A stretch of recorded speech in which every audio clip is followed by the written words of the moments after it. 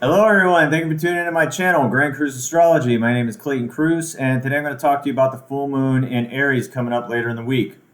So, full moon in Aries. This full moon is unaspected in the sign of Aries, 9 degrees, unaspected by degree. So, on the surface, you might think, oh, well, this full moon is a little more generic, a little more ho hum, but that's not the case. And I'm going to get into why. But whenever we have a full moon, we have the sun and moon in opposition. The moon is halfway through its lunar cycle and it's coming to a point of full expression. It is in the light, it is being seen. So, we look at this full moon, what do we have? We have the sun in the sign of Libra, and we have the moon in the sign of Aries. Now, the new moon, we had a nice new moon. It had a lot to do with solid foundations, and I did a video about that.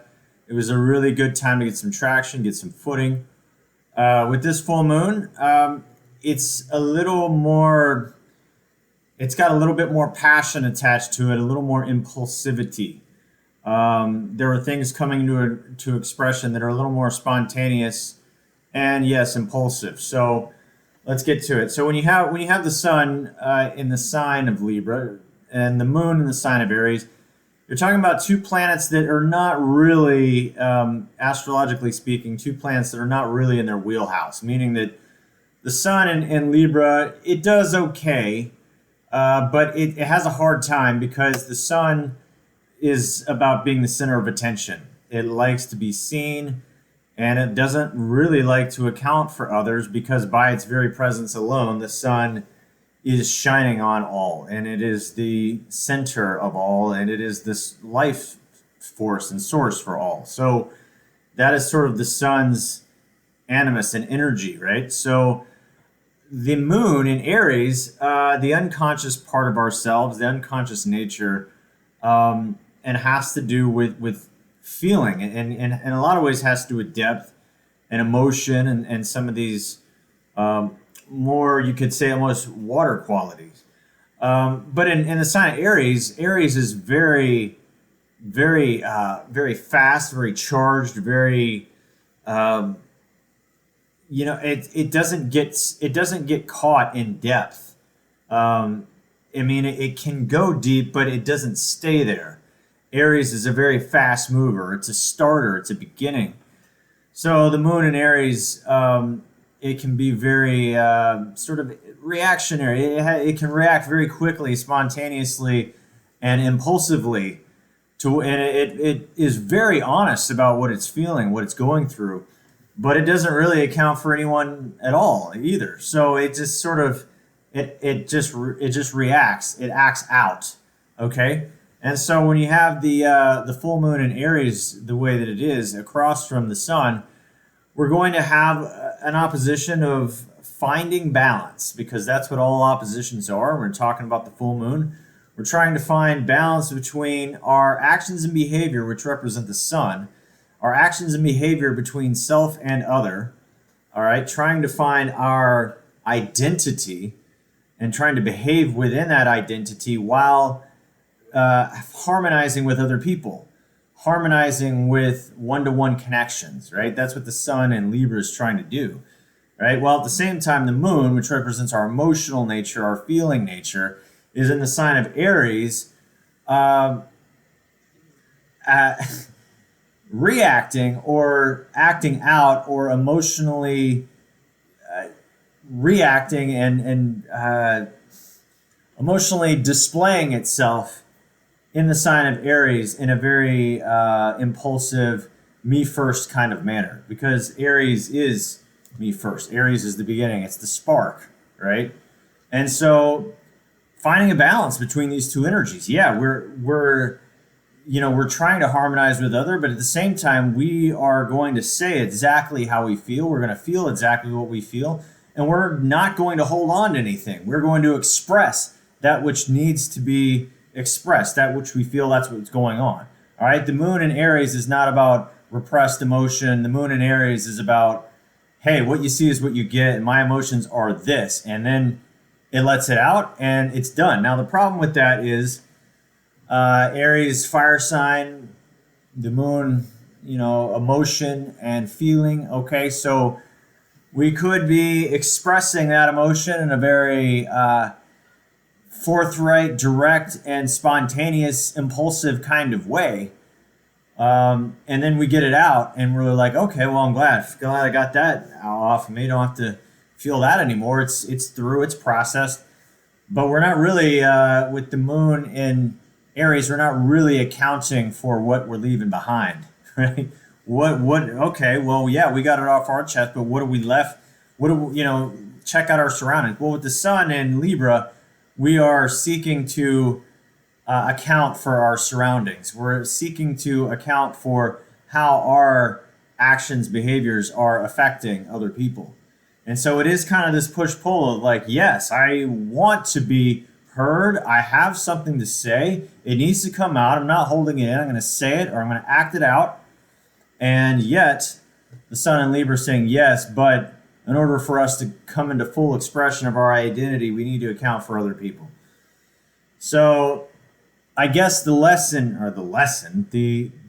advice here, the astrological advice is, yes, be very forthright with our emotions. Say what you need to say, do what you need to do, but have a context for it, account for other people. Try to be as vocal as possible, as energetic as possible, as passionate as possible, while at the same time maintaining harmony. That's the balance. That is the trick. That is the juggling act here for this full moon.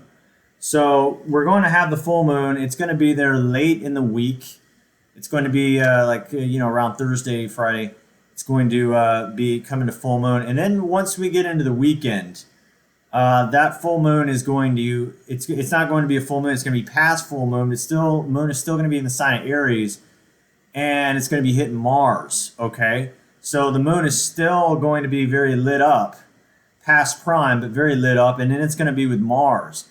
And we are going to be probably more on the action end of the emotional reaction. Okay. So whereas maybe with just a full moon, maybe we're just saying what we need to say and voicing it and giving an expression in that way. When it hits Mars, it can be very contentious because Mars is going to want to act on it, behave, physically act out that which the moon is trying to express. Okay, so this can get this can get pretty heated as far as people acting out and being very on one hand spontaneous, but with these aspects I'm thinking more impulsive because of the consequence. We have this Mars. It's first of all it's going retrograde, right? So Mars retrograde is already it's the energy is pulling back. So any outward action that we try to put out is going to have diminishing returns right now. The push is not there. The drive is not there to create the outcome that we are used to with Mars. So when the moon hits Mars in retrograde the way it is, this can be very frustrating because we're not going to see the results from acting out. We may still act out. We may still get very heated and, some things can go down, but the result is not going to be one that's going to get us anywhere. It's not going to achieve our goals, our aims. It's not going to be that one-pointed focus that achieves the consequence that Mars is looking for. It's more internal. And with the Mars going retrograde, this can be very frustrating. So the wise thing to do in this situation is to have constructive outlets for this energy, but understand this is a more internal process. And it is going to be good to release the energy in whatever way we need to, whether it's a punching bag or whether it's getting to the gym or going out and hiking a trail or whatever it is. We're going to need to blow off this steam. We're going to need to express ourselves, but I would add the element of time, meaning that with Mars retrograde in square to Saturn, Saturn is in Capricorn. This is an ongoing square aspect here. So the lesson with this square, with Mars going retrograde and Saturn getting ready to go direct here in October, is that we need to add a little bit more thought, time, And we need to go about our expression of our feelings, our emotions, our truth, our passion. We need to go about it in a more, we need to do it the right way. That's what Saturn and Capricorn is asking us to do. We need to take a little time. We need to take a deep breath. We need to, yes, put that into form that is constructive, okay? Because that's the opportunity. Whenever we have squares, it can be frustrating, it can be very tense, but it creates an opportunity for material expression, for consequence. And so, with this energy coming up, with the new moon, and especially once you get into the weekend, try to find constructive ways to use this energy to create an outcome. This is not about repression. This is not about keeping things bottled up. We're going to need to express this energy. Okay, when you're talking about the moon, you're talking about Aries with Mars there with it. We're going to need to find a positive way to express the energy because it is passionate, it is fiery, it is heated. But with Saturn there and with Mars retrograde, this cannot be haphazard.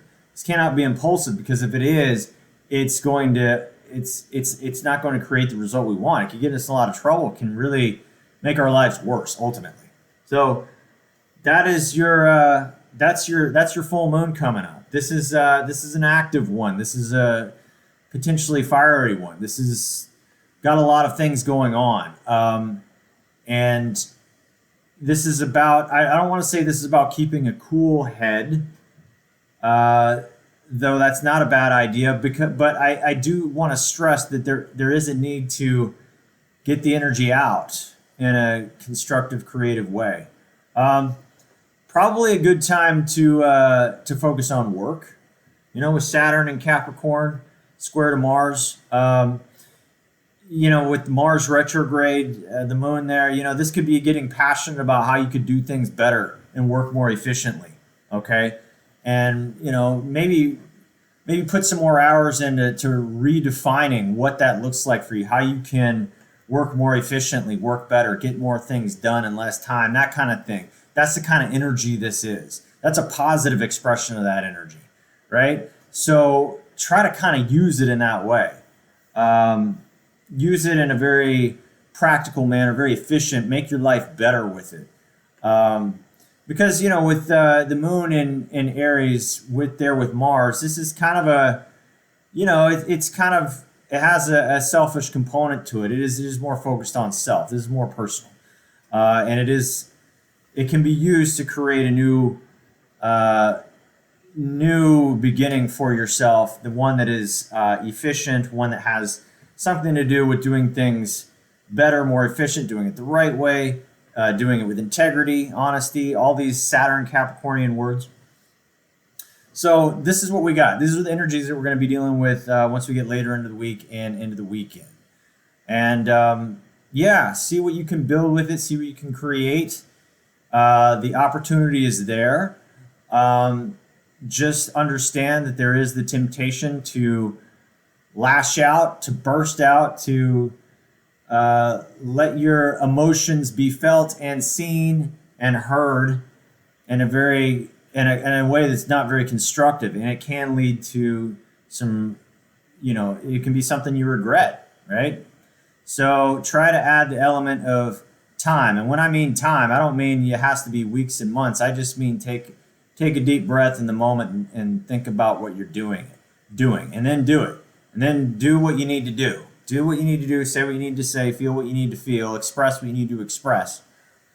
Get the energy out, but be thoughtful about how you go about doing it. Okay?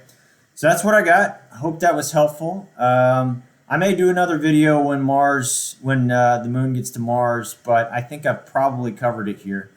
So use this energy, build with it, and I'll see you in the next video. Bye.